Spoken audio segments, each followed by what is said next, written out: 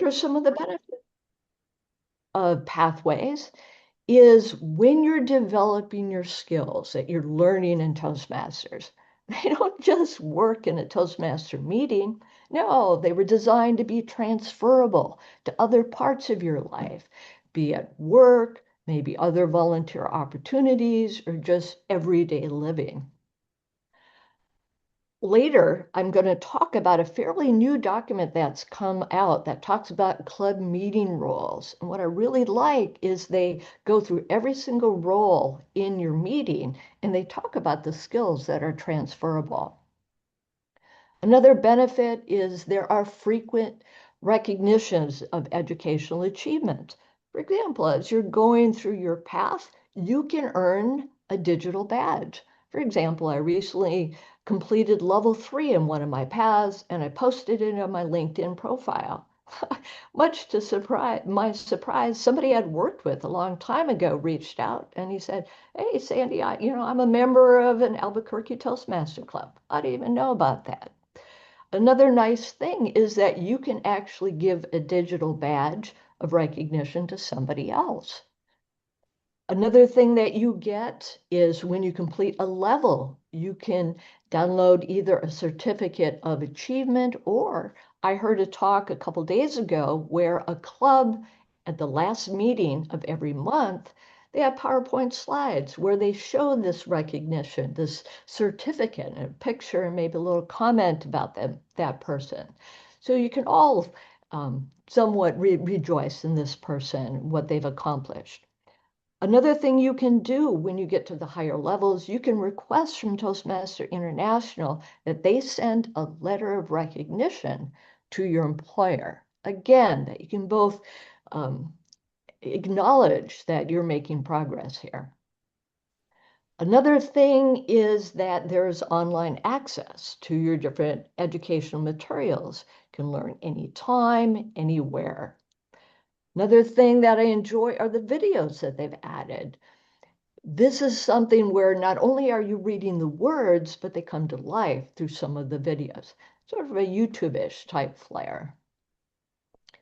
This is the path we're going to use to learn about pathways. Could it be that the easiest part of the path is selecting your path? I keep throwing this path word around. What exactly does that mean?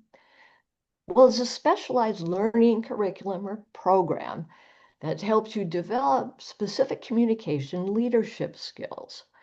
Now, each path has 5 levels and they increase in complexity. You can think of this as a staircase and you keep adding skills as you travel through your path or progress through your path. Now, each level has a theme. For example, level 1, the theme is mastering fundamentals. Each level also has a number of projects, and each project has a number of activities that culminates that you usually give a speech to your club. So now that we've got a handle on what path means, let's look at selecting a path. The default one is called presentation mastery. The focus of this is to help you be a better communicator, which is a big reason a lot of people join Toastmasters. In this, it's going to help you connect with the audience, select a topic, organize it, and provide you with different techniques to deliver it. Now, again, the default path is presentation mastery, and we recommend that. But whoa, just be aware there's a whole bunch of other paths that are out there. If you've gone through presentation mastery or if there are other skills that you'd like to add, you can select them.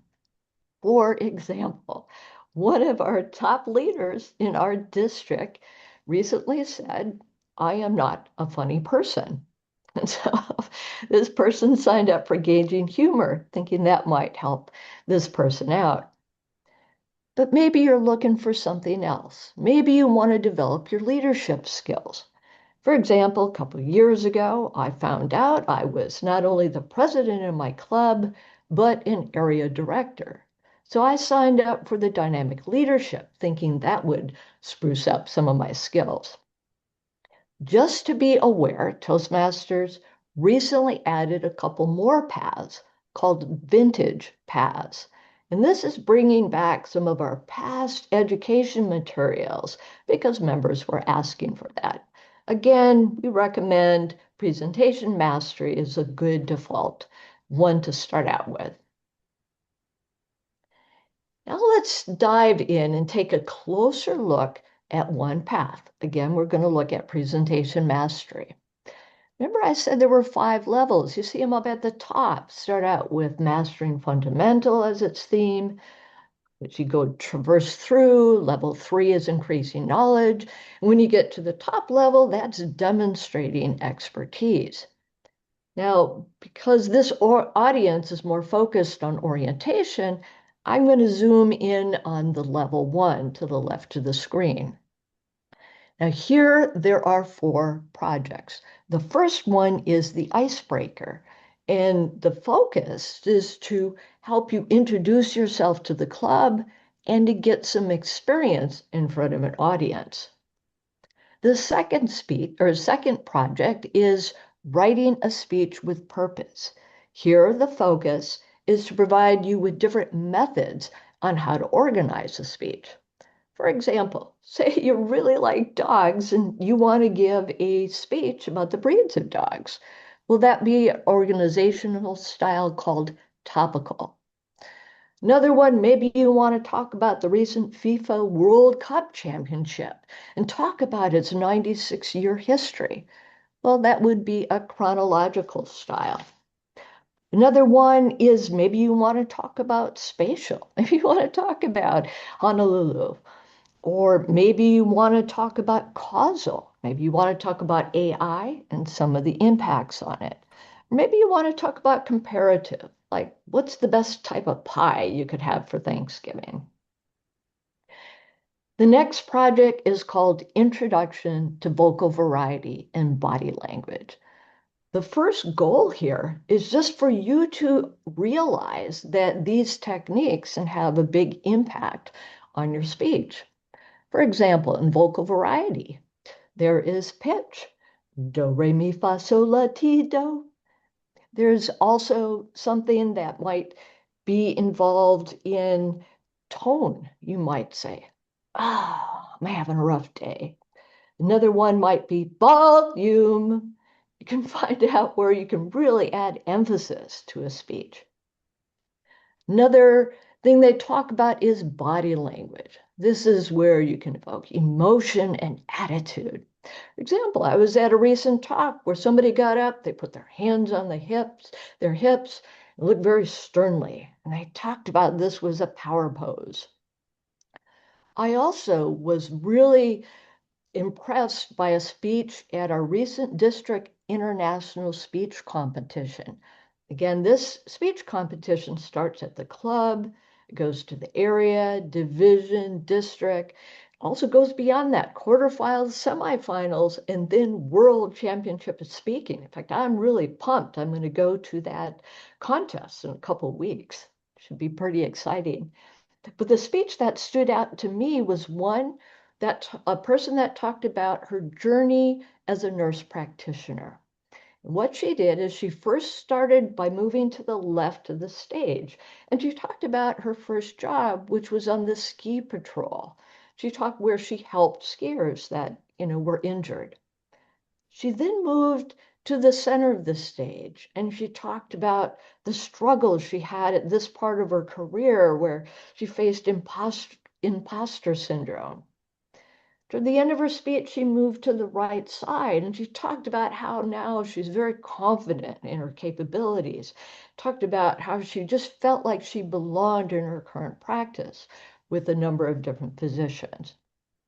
Again, that's how you can use body language to really impact your speech. The fourth project in level 1 is a little bit different. It's called evaluation and feedback. And here they ask you to do 3 things.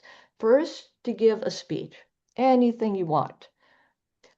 The second thing is you have to listen very carefully to the feedback you get from the evaluator because you've got to incorporate some of that feedback in your second speech. Now, that can either be some updates you make to your existing speech, or it can be something new.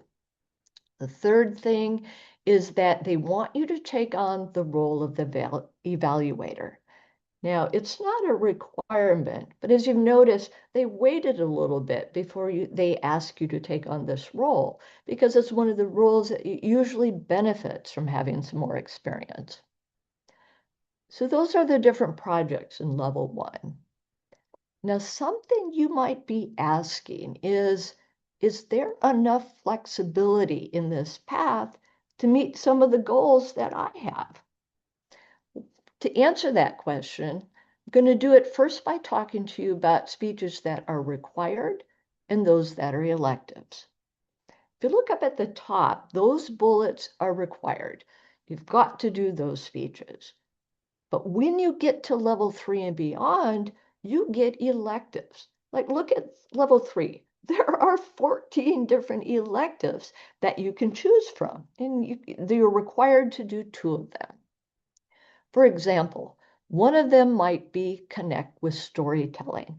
And I'm not sure if you're aware, but there is a digital magazine that Toastmasters puts out every month. And it just so happens that the theme of this month is storytelling.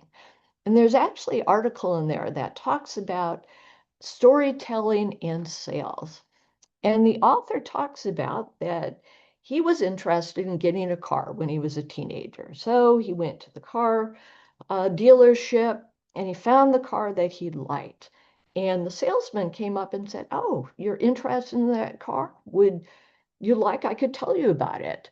And he then went on and talked about the different types of windows, the different types of motors, different types of tires of the car. And the guy didn't buy the car from that dealership. He then went to another one where that salesman took a different approach. Said, "Oh, are you interested in that car? Let me tell you about it. Oh, I can totally see you in that car. See you flying down the road. I can see the wind in your hair. And oh boy, the girls are going to be interested in this car." So which dealership do you think he bought the car from? Well, yes, it was the second one. And he also was so impressed by the impact of somebody telling a story to get you emotionally connected and focusing on results that he's now a professor and teaches business communication, the big impact a story can have on different things you're working on. Another elective that I really like was the one that talks about interviewing. Recently, a gal that was in one of my Toastmaster clubs and one of my colleagues was asked if I was busy Sunday night at 5 o'clock. And she asked another one of our Toastmaster colleagues to join her. What she was going to do is interview for a new job. And so what she did is she wanted us to help her go through a dry run. So she sent us the job description and courtesy of ChatGPT, a bunch of questions. And so that's what we did. We did a practice on it. Good news, she got the job. If you move on to level 4, some of the electives, do you want to brush up on some of your social media or do you want to develop some social media skills? Have you always wanted to create a podcast? There's a project for that. Or maybe you want to get better on managing progress. Again, that's an elective. When you get to level 5, these are a little bit more difficult projects. For example, one that I just heard this last week was on high performance leadership. What you have to do for this project is you have to select a project you want to accomplish. Then you have to do 2 speeches. First, you have to give a speech to your club on your plan to accomplish the project. And then once you've completed the project, you come back and you do a post-analysis. Now, the gal that had done this project was celebrating her 50th wedding anniversary. And so what she did is she planned a project where she got her sons and their families to meet in Chicago. That's where they all grew up. She then went through and talked about like the flight reservations, how they had to leave at 2 in the morning, talked about a rental house she got with 6 bedrooms, talked about the different places they went to eat, the Cubs game. It was a whole thing. So that's an example of how you can take a project that maybe you're planning on doing in other parts of your life or maybe at work, and you can get credit for your ability to be able to plan and then execute that project. Another hint that I'm going to pass on is make sure you look at these projects ahead of time because some of them have requirements that take some time. For example, the project that has to do with leading in a volunteer organization, that is a requirement that you're a leader in a volunteer organization for at least 6 months. Now, that could be you could do it in some other organization, or you could do something like be an area director in Toastmasters. That would count. So hopefully this gives you a better idea of what a path is all about.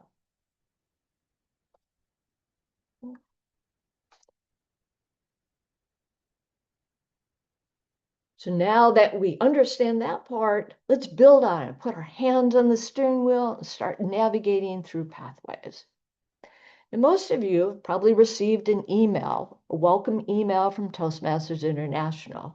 It tells you how you can log in. There's 2 ways. Either one, it can be through a username and password, or some of you might have joined through the Toastmasters International Find a Club. And by reaching out and contacting a club, you've already got an account that's been created. The next thing that I'd like to talk to you about is the navigator. There's that link right there, or I think Anna's going to pop the PDF in the chat. Now, what this is a comprehensive primer on Toastmasters that goes over things like the basics, pathways, and your journey. Now, I'm going to just briefly talk about some of the tiles here. The first one is Welcome to Toastmasters. Not only if you click on that tile does it talk about different reasons why people join, but something that I really like is there's a really short video by our Toastmasters International President, Aletta Rashah. She talks about when she went to her first club, she jokes that she was running away from her kids. I don't mean that literally, but she shares that at that time in her life, she felt most of the things she was doing was as the role of a wife or a mother, and she was looking for something for a hobby for herself. So that's one video that they have. Another one that I would recommend is they have testimonials, 10 different people on why they joined Toastmasters. And the second one is actually one of the world champions of speaking, Darren LaCroix. That's pretty good. The next tile is speeches and evaluations. Not only does it talk about things like when do you schedule your first speech, but it gives you 8 tips on how to deal with the nervousness you might have. For example, the top tip is if you're doing a speech in person, it would probably help out to go to the place where you're going to give the speech a little bit earlier, just to get comfortable with the space. The next tile is pathways, and that's a lot of what I'm talking about here. Just know that there is a tool in there that can help you select your path. The last tile is expanding your journey. Most of you have joined Toastmasters for a specific reason, and so that's usually the first thing that people work on. But oftentimes, what ends up happening is that as you progress with your own goals, you start looking around the club. Maybe you say, maybe this person might need somebody to be an evaluator for their speech, sort of a dry run before they actually do it. Or there's a new member that's coming in. Maybe I can offer them some advice. So that's how people usually start. But at a certain point, some people start looking beyond the club. Maybe you want to be involved in helping out with a division or district training that's going on. Or maybe you want to get involved in a speech contest, maybe as a competitor, or Maybe that somebody helps support it. It takes a village to put on a speech contest. Another thing, maybe you're interested in really honing your leadership skills. Maybe you might want to be an area director. This is somebody that's a liaison between a club and upper district leadership. Usually they have about 4 to 6 clubs that they support. Or maybe you want to help out at the next level, which is a division director. That was something that Ann mentioned. I was the Chile division director, where I was supporting my 4 different area directors, of which they were supporting a total of 23 clubs. So now let's get going on choosing your path.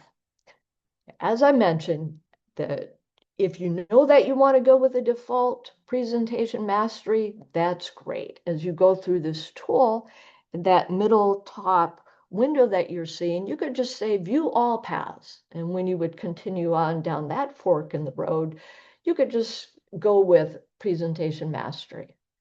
But if you're not convinced that's the way to go, you can go down the other fork in the road where you can take an assessment, which is what you see on the far right there.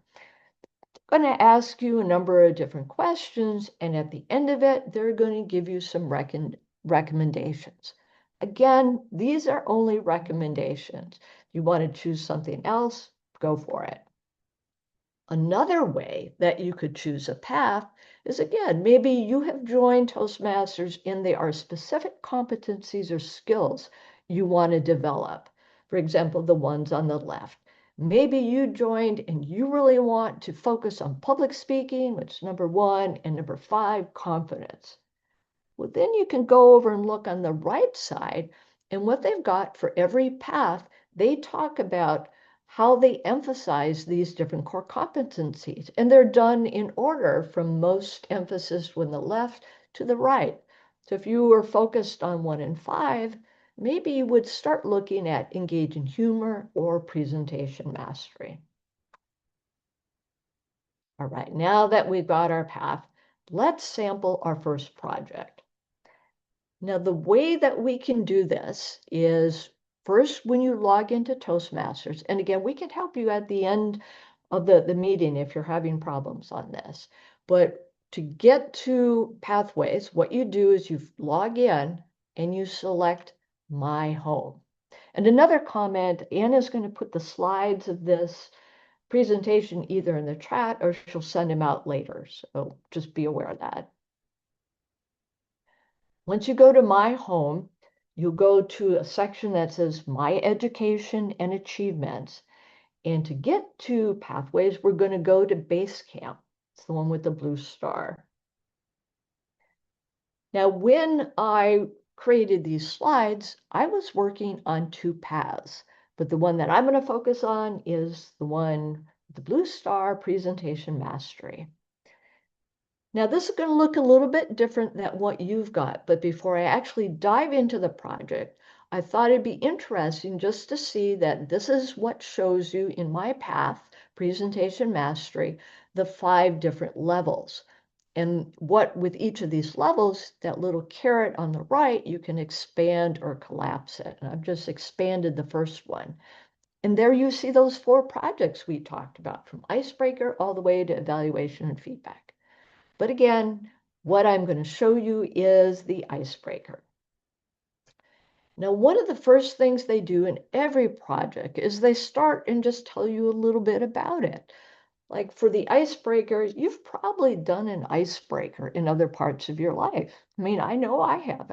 At work, I do it all the time. When I'm starting a new project, we set up a meeting, and we go around the room and just say, hey, what org or your organization are you working for? And what are you going to contribute to this project? It's a get to know you type of thing. Well, we're doing the same thing, but this is a get to know you thing to introduce yourself to the club.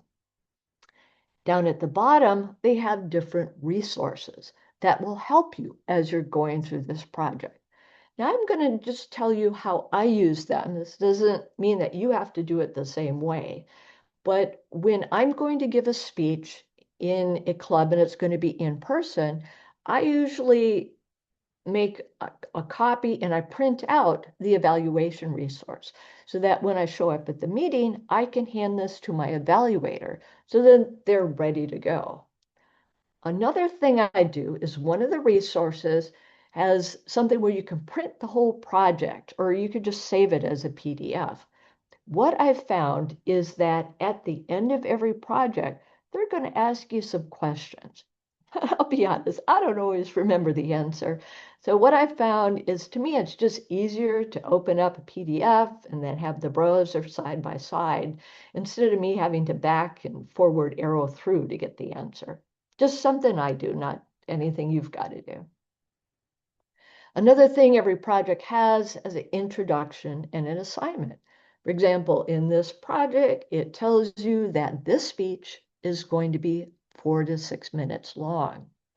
It also talks to you about different ways that you can rehearse for this speech.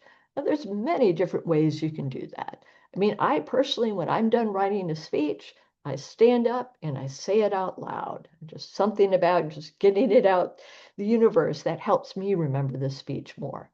Other people like to rehearse a speech in front of a mirror. Other people do it for their friends and family, or maybe other people in their club.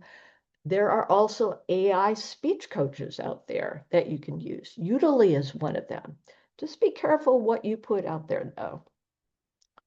Another thing they have is your assignment. Not only does it talk about the core goal or purpose of the project, but it tells you that for this icebreaker, you can pick any style you want to deliver the speech. If you want to make it humorous, you can do that, informational, or whatever style you would like to do.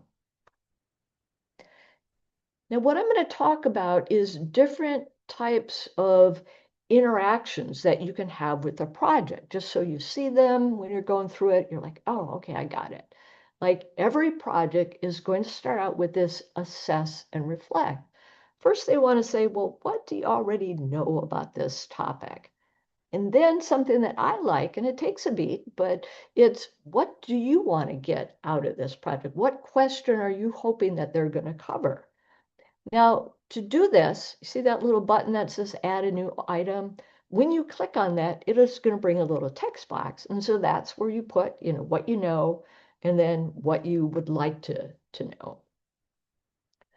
I've also talked about the videos that I really enjoy, that instead of just looking at the words, they give you examples of things to do or to not do.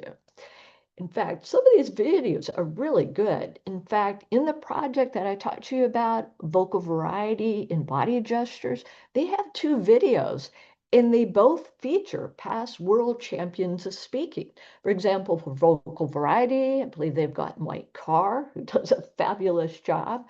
And then they use Ramona Smith, who won the 2018 World Champion of Speaking. That talks about body gestures. Another thing you'll see are interactive activities like this. In the icebreaker, they want you to go through an outline of your speech. I recently did an icebreaker. To be honest, I was a little bit confused about what that first item was with the little plus sign up there. So you can just click on it, gives you like a little tooltip that gives you more information.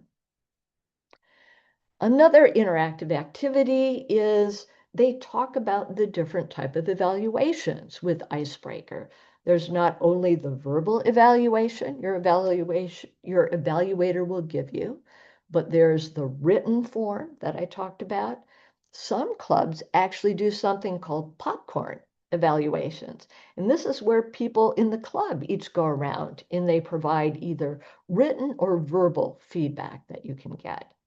To learn about each of these tiles, you can just click on the lower right-hand side, and again, it just flips around and gives you some more information.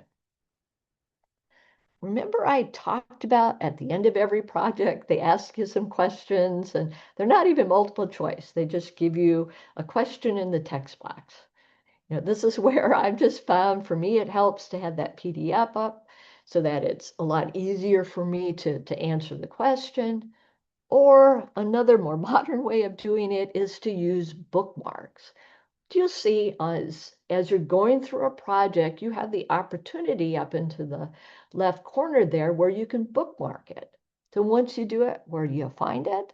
Well, you just go to the overview that I've highlighted. When you click on that to the lower right, it shows you the bookmark that you can click on, and boom, you're back to where you want to go. Another thing that you will find in every project toward the end is something that has two purposes. The first thing is that they want you to enter information about your speech, the title, the date, the club, and your evaluator. Now, sometimes you might give a speech in another club and it doesn't have the evaluator. Well, that's okay. You can just enter it in the text box below. This is more just information that if you click that bottom at the left save log, you're just saving that information so that at some later time, you can go into pathways, and over on the right side, you see up at the top, usually you hang out in the paths and learning when you're working on your project. But if you go over to the one that says achievement, you see that's got the information that I just saved. The second thing you can use this for is if you want to send a digital copy of your evaluation form to your evaluator before the speech even starts. You go through similar type information, but you can also, at the very bottom where it says request description, you might want to tell them something you in particular would like them to look out for. Just going to let you know, though, that there are some problems with this, that I was trying to use this and the evaluator wasn't getting it. And I talked to TI, and this was probably a couple months ago, but at the time they said there were some bugs with it. But just be aware that if you do use this method, maybe just email your person to make sure they got it. Worst case, you could just do it more the old-fashioned way, just send them the PDF. One last thing on the project, after you've gone through not only first reading through the project, but then doing the speech, not quite done. You have to go back into the project, make sure you hit that complete my project so that you get credit for that in the Toastmasters education system. Similar type thing. Once you've gone through all of your projects, you have to go in there and submit something similar. I've already done it here, but it would be like complete my level. And for the level, you'll know that it's been completed. And then this will go to your person, one of the officers to approve. Once it's actually gone through that process, you will get an email that said that you have completed this level. All right, now that we've chosen the path, we've gone through it a little bit, now let's actually schedule the icebreaker. Something they added in October of last year as part of a pathway enhancement is that they're recommending that even before you do your icebreaker, that you answer a table topics question. Again, you're not the one that asks everybody questions. It's just the table topic master asked you a question and you've responded. The reason they've added this is they're trying to help you out. They want you, before you actually do your icebreaker, to have a little bit of experience speaking in front of an audience. Now, if this didn't happen, that's okay. You know, you can keep going right ahead. But this is just something, again, they're trying to prepare you the best they can for when you give your icebreaker. So when you go to schedule it, one thing, it depends on how your club works. Some clubs have a set way of assigning a mentor. If it hasn't happened, I would talk to your vice president of education and they can help you pair you up with someone. And then they can help you schedule that first talk. All right. Now that we're almost to the end of our path here, let's learn about making it transferable. Remember in the beginning, I talked to you about how they had recently come out with this document on for every role in a Toastmaster meeting, what were the skills that you did in the meeting for Toastmasters, and then what are you going to use outside of it? I really like that phrase they've got in the bottom left there. It says, learn how your club role matters more than you think. For example, say you just did the Toastmaster role of the day. You had probably received the agenda from one of the members of the club. You might have then coordinated with the vice president of education, who does scheduling, as well as the general evaluator, because that's the person that leads the people like your accountant, and your grammarian, your timer, and evaluators. Once the meeting begins, you're the person that's taking the lead, and you bring the energy and set the tone as you go through and transition through the meeting. At the end of the meeting, make sure you thank your participants as well as any guest. So again, that's what you actually did, but what are the skills that are takeaways? Well, you've definitely done some management about the meeting and time. You've done preparation, organization, communication. You're using public speaking skills. And I don't know about you, but no matter how hard we try to organize our meeting, it always seems that first couple minutes in the beginning, it's like, oh, somebody got called away for a meeting they didn't expect, or somebody couldn't make it for this reason. There's always that flexibility and adaptability. That is definitely something that you can use in the real world. Another thing that closes out every project is that they have specific competencies or skills that you're developing. Like for the icebreaker, they want you to understand the basic parts of a speech structure. They also want to help you develop that balance between preparation and spontaneity. We don't want you to memorize an entire speech. But if there are a couple places in your speech that you might want to practice a little bit more, it might be your introduction and your conclusion. Those are competencies. Well, based on that, what skills are you going to transfer from those competencies? Well, for the icebreaker, I'm thinking communication with clarity would definitely be a transferable skill. Active listening, you're listening to your evaluator. And yeah, confidence under pressure is probably a takeaway for that. So, what I've talked to you about today is how pathways can really be a main component of the educational system. I hope I expressed to you that we want to take the goals that you've brought, that you want to accomplish when you come to Toastmaster, and we're going to help you and try and develop skills for communication and leadership. I've also talked about it's a modern system. It's got interactive activities and it's got flexibility on where and when you can work on it. As a call to action, really would like you to use pathways as an enabler to help you meet the goals that you want to achieve. So this time I'd like to entertain any questions you've got.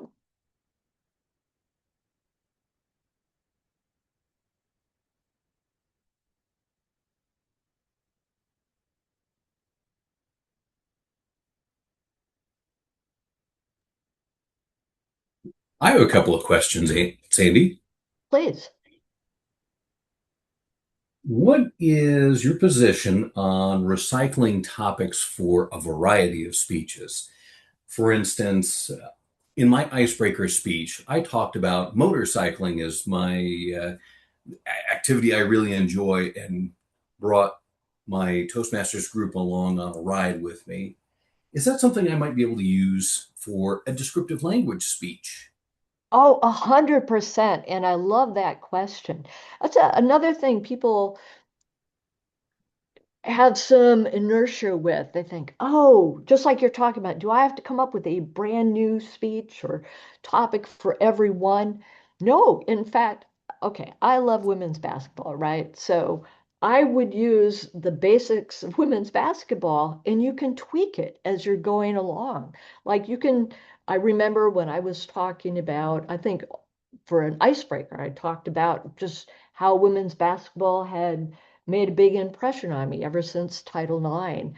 When I got to the one with body gestures and vocal variety, I also do some women's basketball refereeing, and so I did stuff like that. But you could even use that same basic topic, that same speech, like the one that I gave or the one that you gave, and just, I bet for like vocal variety, you could add a bunch of sounds and stuff like that with motorcycling. Does that make sense? It sure does. You said you had a couple questions? Well, I want to give Eric a turn. Oh, okay. Well, first of all, thank you for doing this. This has been a big help, and it really feeds right into where I am. I'm the VP of Education for my club, Oh, great. and um, one of the problems I have about a half a dozen, I'll say, new-ish members that are very, I guess, resistant is the right word to really dive into pathways, and I'm having trouble getting them started. Most specifically, doing the what I consider to be sort of the interactive workbook aspect of it. And we've had some people do icebreakers, but haven't really done the interactive aspect of it. And I'm not sure I understand why there's resistance to that, other than these are people with families and full-time jobs and things like that. So if you have any ideas about how to break the ice, if you will, on that aspect of being a new member, that would be very helpful, because I really would like to get these guys engaged and realizing that the structure from Pathways can be a real big help. I hope that made sense. Oh, no, 100%. One thing that I've found works really well is when you invite them to do like a one-on-one. Hey, if you want, we can, let's sort of walk through the first project. Because sometimes it's just that newness that, if just to get familiar, if you go through it once and there's somebody there that can help as they're going through it. There's like, well, what is this? And oh, they can, sometimes it really helps if somebody is right there. Another thing that I have seen other clubs do is that they have office hours. They say, oh, all right, I will be available at noon on this day, and it would be hybrid. And again, I know it depends on your clubs and stuff like that. But if you want to just drop in, I'll be there, with my laptop, or if you want to connect virtually, do it that way. So sometimes, yeah, I've found it, even just talking to a person right after a meeting, and again, I don't know if it's hybrid or um, in person only or whatever, but sometimes even just as you're walking out, it's like, oh, hey, if you need any help on this, just let me know. And sometimes even that little personal touch helps out. Yeah, I've been trying to do a lot of the one-on-one, and I'll just keep pushing it because I really think that's the best way. And at least I've been developing a good relationship with the new members and helping them to at least think about how they can move forward. I'll put it that way. And so, Here- Here's anyway, another crazy idea. How about if you'd have like sort of call it an icebreaker party? If you've got a number of people that are all doing it at the same time, maybe you could say, okay, let's all, just log in together and go through it, on our own. Or I mean, not on our own, but sort of go through it together. I mean, at the end of the meeting, you'd all get credit for that, or well, not credit, you still have to execute it, but at least you'd all gone through it together. it's a good idea. Thank you.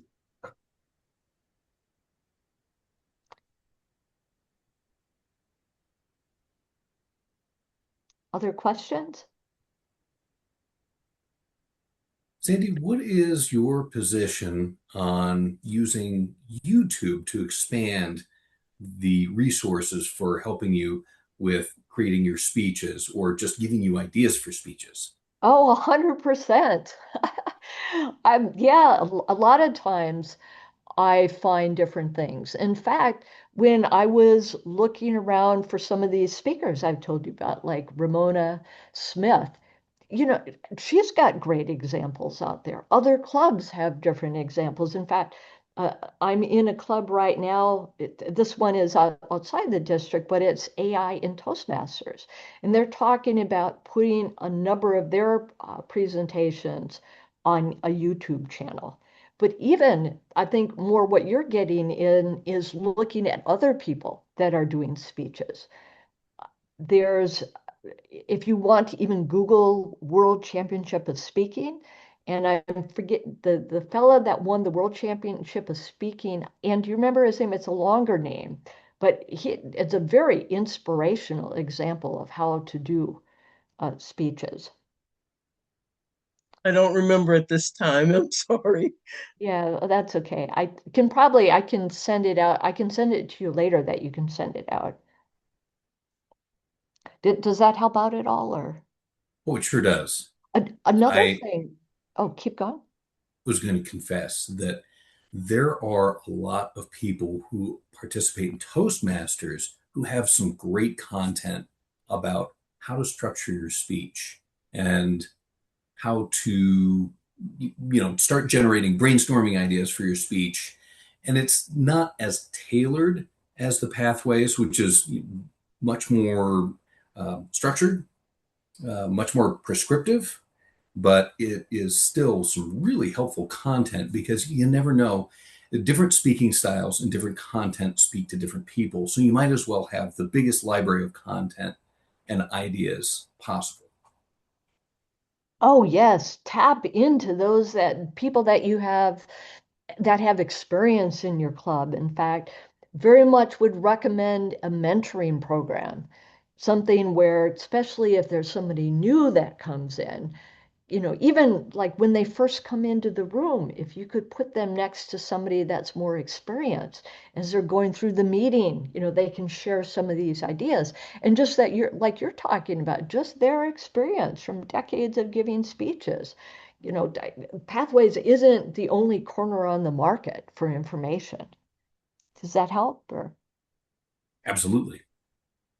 I want to go back to Eric Lord's question regarding the people who may not want to participate in pathways. There is a video from Lance Miller, who is the world champion of public speaking, and he talks about, that's all he talks about in the entire video of how to get those people involved. So I'll go ahead and send that to you. Maybe it will help a great deal. another idea is oftentimes people only start from looking at speech topics from the pathways perspective. A lot of times, if there's again some inertia, I'll just ask people, what do you want to speak about? You tell me what you want to speak about, and I can find you a project for that. So that's sort of a different way of looking at it. An example I've given, a gal in my club had read this one book by the person that was the CEO of PepsiCo. And she felt that there were a lot of parallels in that book to Toastmasters. So I read the book.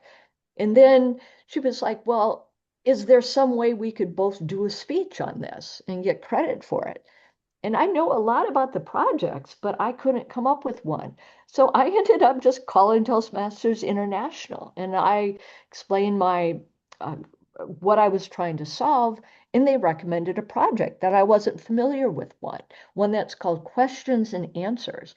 And so what we did is it started out that the other person, her name's Lucia, she started out by talking about the book, and then she said, "Oh, Sandy, what were your favorite parts of the book relating to Toastmasters?" So then I talked for a little bit, and we did that a couple times. And then the last 5 minutes of the speech, we opened it up to questions to the group. So that might be another way of connecting with people is just find out what do they want to talk about, and then coming at it from that angle.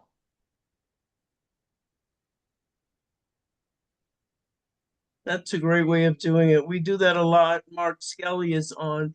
We do that a lot in our Bring Your Own Book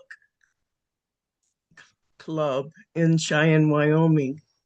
It's a hybrid in case anybody wants to join us on Wednesdays from 6 to 7. And people bring in their books and they talk about the books and we have a discussion about that. So you're certainly welcome to do it in your Just club. yeah, thank you for that. And that you brought up another good point. There's nothing against going and visiting other clubs, both in person and virtually. I, as I said, I'm very interested in AI. And so that's something that I started looking for, just Googling, different clubs. And you can see how other people do it as well. So expectations wise, years, how long, months would it take to get through a pathway, and how much time per week or month would you have to commit on your own time to sort of work through it? It's up to you. Give me an It, idea. Is this a 3-year commitment? What are we talking about? What is it in you're trying to achieve? And kind of work your way toward it that way. I've been in Toastmasters for 18 years. I got my Distinguished Toastmaster Award within a year after joining. But I was doing it, I joined Toastmasters because I was in a room full of dignitaries and I was really nervous. And all I had to do was talk for 4 minutes. And I thought, you know what? I need to go to Toastmasters or somewhere. And so I did. And now I can stand up in front of those dignitaries and give a speech about anything, even cats. And I'm not a cat person. So maybe those of you on this call who other than you and you, Anne, of course, how much, like, you're working through a level reasonably, how much time are you spending at home going through it on your own, planning your speeches and doing that stuff, and how long is it taking you maybe to get through a level or whatever? I'm not a good example Oh, because well, yeah, we don't want I the no, super I quick. don't mean it that way. I skip around to what I'm interested in. So it takes me a while to go through a level. I realized the other day, I need to finish this level so my club can at least get credit for it. So I did, but it took me a while to do it. It actually took me about 3 years to go through a level because I kept skipping around. I have a lot of, and I also have a lot of paths, but it takes a while. So you have to be disciplined if you want to go through something and get it done. It If you belong to a club like Cherry Creek Toastmasters, they have 62 members.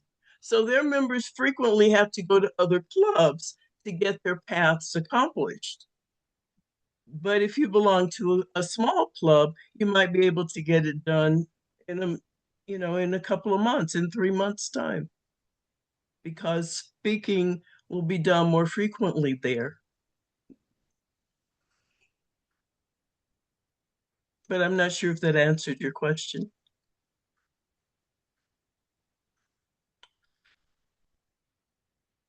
Anybody else? There are some veterans on here, so Joe, feel free to step in and answer her question. The same thing, Eric. Same, answer her question if you are able to. I can't claim to be a veteran, but Okay. I'd say that Toastmasters, the Pathways, is like one of those old choose your own adventure books, right? How long does it take to get through one of those? Well, depends on the path you take and how fast you read. I like that. I would only add that you can push it as fast as you would like, depending on, just like Ann said, depending on the type of club you're in, the size. But one thing that I think would be very helpful is if you work with the VP of Education to get a lot of your speeches scheduled and to work through the projects, because then you can basically go as fast as you want. Now, we've had some people that really pushed speed wise, and sometimes, to my mind, the product wasn't all that great on occasion. So I would consider that in your thought process as well, particularly if you find a subject that you're really interested in and you really want to do a really nice speech on it. So you can push, but don't make that your number one thing. Right. I'll leave it at that. I completely agree, Eric. Yes, Preeti, you may stay back and ask a personal question. No worries. In fact, a lot of people can do that as well. We can go into We can also go into a breakout room and help you personally if you prefer it that way.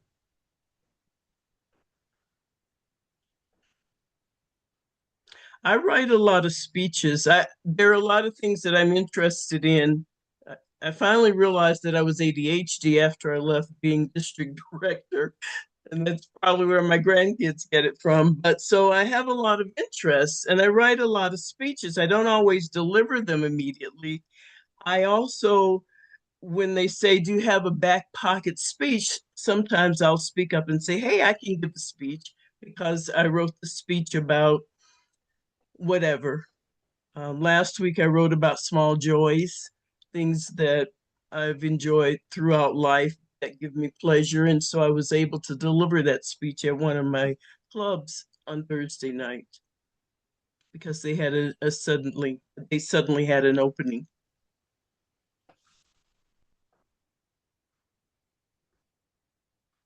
Thank you, Amy, for being here. My regards to our district director.